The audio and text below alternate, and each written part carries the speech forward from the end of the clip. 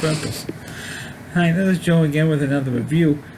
For the sake of this video, we'll be discussing the 2018 film Aquaman, starring Jason Momoa, Amber Heard, and also Nicole Kidman is also in this film. But this film is one of the 10,000 movies that's based on a comic book character that been coming out last decade, really. We were oversaturated with superhero movies. And of course this movie, Aquaman, we should give you a backstory of Aquaman a little bit.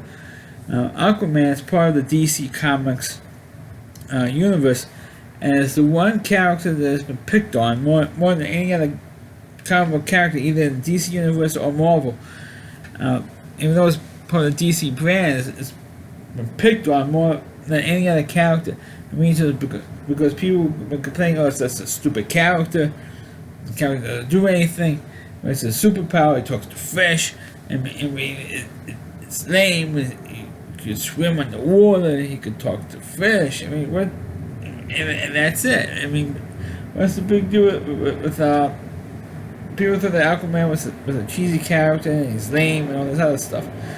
Well, Aquaman was a pretty successful, maybe not as successful as maybe Batman, Superman, Wonder Woman in the DC, or you had Batman, Superman, or Superman first, the Batman, Wonder Woman, The Flash, Hawkman, and maybe down here is Aquaman.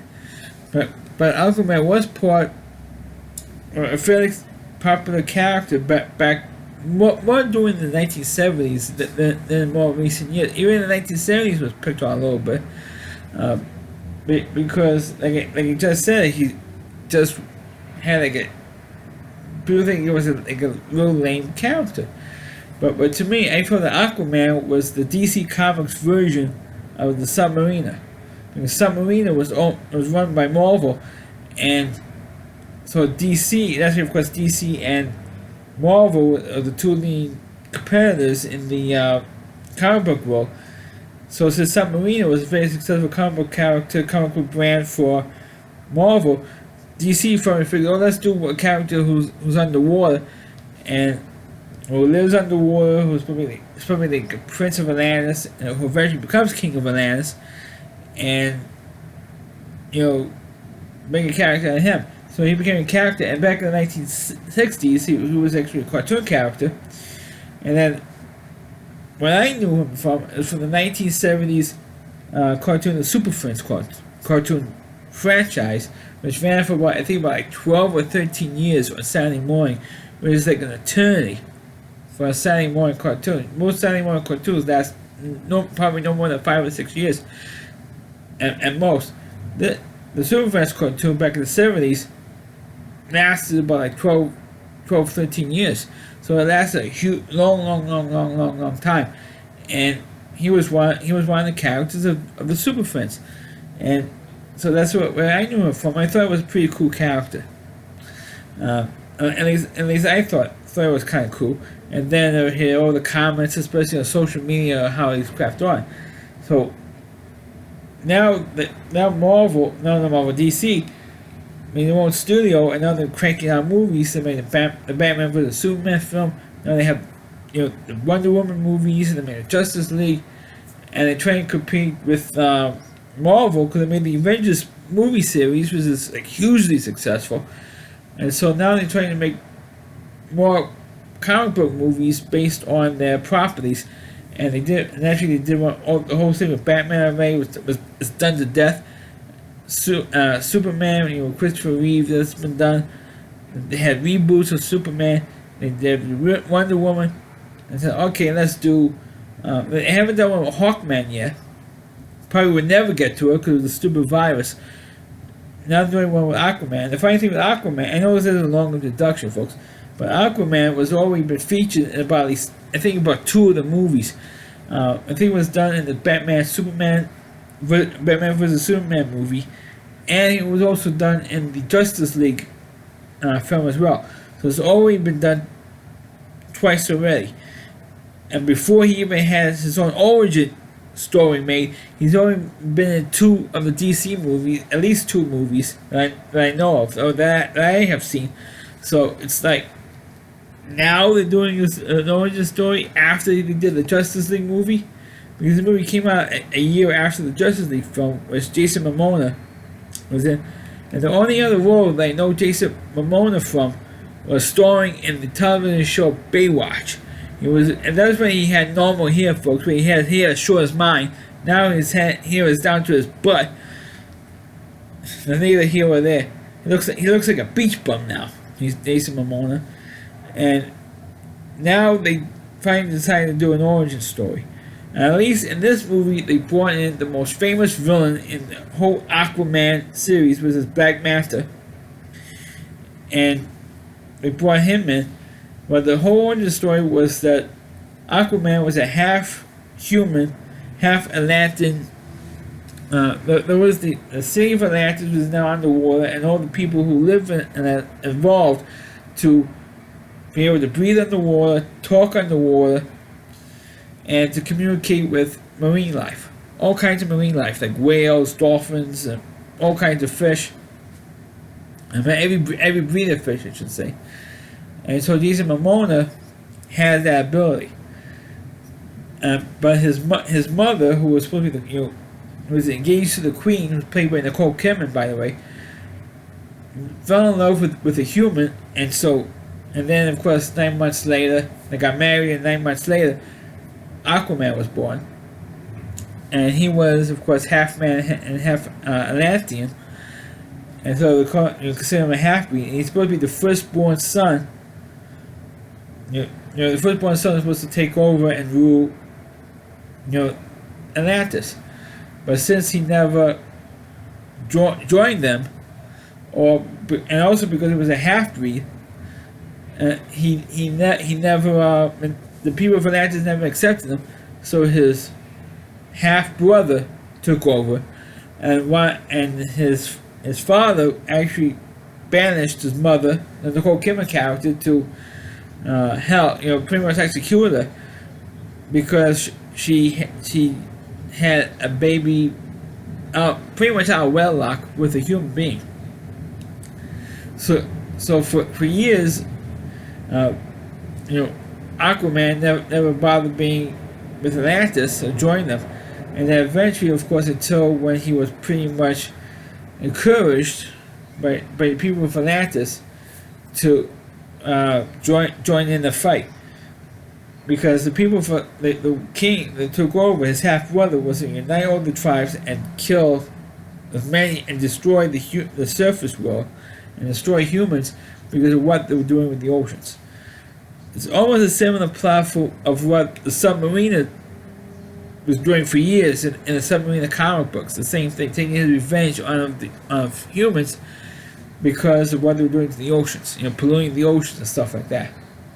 So they were planning to do that, and of course, the only way they could stop that is for Aquaman to take over, to find this trident of the first king of Atlantis, and to, because only the one real true king will find the sword and free it from its from where it's stuck in, and to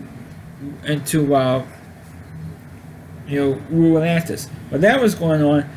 There was one particular plot point where Aquaman stops this bunch of pirates, and the son, one of the pirates who had a son with him, dies. Well, not the son, the father dies, and Aquaman refuses to rescue him because he was evil, because he was a pirate. And even though he begged him for to help him, despite their fighting on the, because he was robbing a submarine, and he says, no, you got into the situation yourself. You get out of it yourself. And so everyone says to him, like, screw you, I'm not going to help you because you're a pirate. I'm not going to help you. Of course, the guy ends up dying, and the son decides to take his revenge, and his nickname was Manta. And the king or Aquaman's half brother, while the other tries to encourage this guy, or helps this guy out, because he knows that he has like an allegiance with the son that the surviving member of this this pirate that was seeking his revenge, wants to seek his revenge on Aquaman. That Aquaman's half brother had an allegiance with this guy was named Manta, and gave him this outfit, this weapons from Atlantis, and they call him Black Manta, which is of course Aquaman's #1 villain. There's always someone an origin story. Always usually have the #1 villain of a particular comic book character. So he, later on, fights Aquaman. Later on, and Aquaman kicks his ass again for a second time. And of course, at the end of the movie, you see him a third time. He says, "I want you, because he got rescued. He said, I want you to help me find Aquaman." At the end of the movie, that was the last scene of the movie, actually. My God, hello, because I want to finish up the Black Manta storyline before I finish the main plot. The main plot is, of course, big surprise.